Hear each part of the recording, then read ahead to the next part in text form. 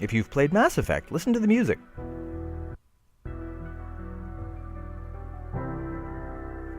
I'm sure it's not familiar. Oh, this music doesn't ring any bells. Holy shit, man! Holy shit! Hold on. So this is the demo, not the full version of the game. I don't give it a score because I haven't finished it. I've only played the demo so far. I really get a kick out of the demo. I've really enjoyed it. This is a great start to a zombie apocalypse game. These guys have been off camping and they come back from their hiking trip to discover the apocalypse. It's actually it's a clever little device. I've obviously played this at least once before. I've sorted out the combat a bit. You okay? One of those psychos tried to bite me, but yeah, I'm fine. Well, we can't just stay out here in the open. That's for damn I like the sure. little conversations between the characters. They sort of add something to the game as you play through. You get a lot of these neat little moments. This game really tries very hard to be a new idea behind a zombie apocalypse game, and I really like the idea. I thought something like this should have been made for a while. Dead Island is a bit of an open world zombie game, but it never really plays with the open world concept enough to satisfy me on that level, although I do love that game. This one explores the open world concept a bit more. This has a much more GTA style of open world concept, and I personally prefer third person for this kind of thing. So you can see the combat's fairly easy to sort out. It gets a bit more complex later. Hold up. Sneaking becomes important as you play this game. So right off the bat, you can see that I'm doing myself a favor by going a little bit off the beaten path and getting quiet. If you actually hide inside a bush while you're sneaking and no zombies have spotted you, you'll be virtually indetectable. However, while you sneak, time passes. So missions which are time sensitive and will have consequences if you take too long to finish them, those can get to be an issue. Eventually you'll work your way towards one of these sort of population centers where there happen to be a few survivors.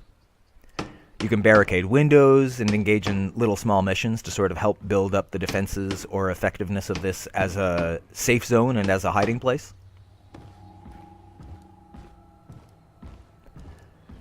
From these locations, you'll usually get your little side missions, but those will sort of pop up on their own as well as you come across certain locations. A lot of exploration in the game, which I really get a kick out of. It's a really good use of the third-person sort of exploration, open-world sandbox style. You have to worry about searching a cabin like this.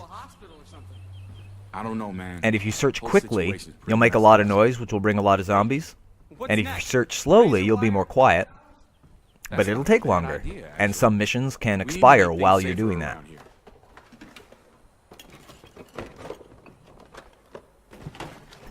Managing your resources can get to be a bit tricky. You're only allowed to carry a few items, and you can only stack a few at a time. And I like that. That's a good way of challenging the player over time. But it's not an obvious or intuitive way of handling your equipment.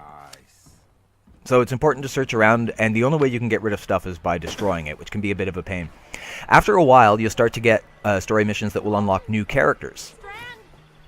And this is I believe this is a time-sensitive thing. I'm assuming that this character would die if I took too long to rescue them, although I never did push it to that point. Because you can only save once, and that's a criticism I have of the game. There's an autosave, and you can't access it, so it'll automatically save when it chooses to. You cannot make it save, which is something that any kind of bug or game-breaking bug where that is the case is going to be a serious, serious issue, which is why I haven't done a full review, and I won't score this yet until I've managed to finish it, because I don't know just how badly that single save is going to prove to be a problem over time. More than likely, it will amplify and make any minor bug quite a bit worse. So hopefully this is a very stable game without a lot of game-breaking bugs. But I really like this interface so far. I like the combat. I like that you can get these new characters. You can kind of switch. The consequences of missions will stick. So if in this mission here, one of my companions gets injured, as you can see. Now he remains hurt for the rest of the game. Later on when we get a vehicle, you can see he's hurt right now. He's sitting in the back. He's not doing well. And so if somebody gets hurt during one of your missions, it sticks. So your level of success will chain as you progress through the story, which is an idea that I really like. That's how you smack zombies with the door while you drive. I assume that does less damage than hitting them with the front grille. Now, I've seen Evil Dead, so I know I shouldn't drive across this bridge.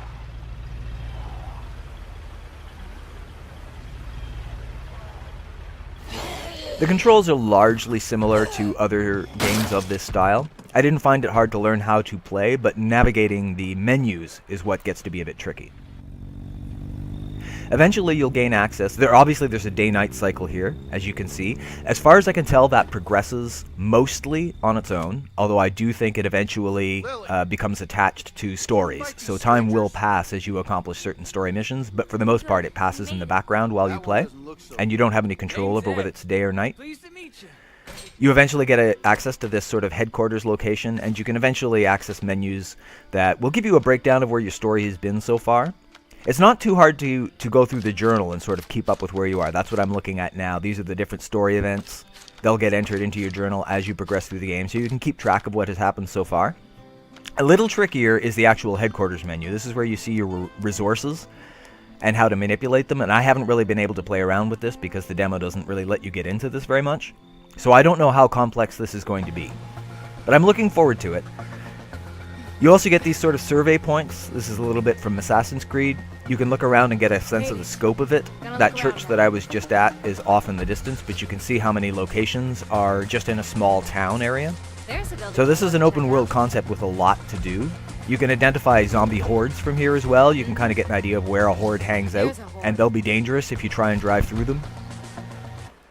So far, I'm really getting a kick out of this game. I'm definitely buying the full version, and I'm curious to see how a lot of this is going to play out. I like the gameplay, and the reason I decided to do this is because the demo's not available in all areas. I know I have at least one player from Australia who wasn't able to look at it, so this is for the people in Australia for whom living in Australia is not enough of a survival horror, and you want zombies too. I'm just kidding. I'm sure Australia is very nice.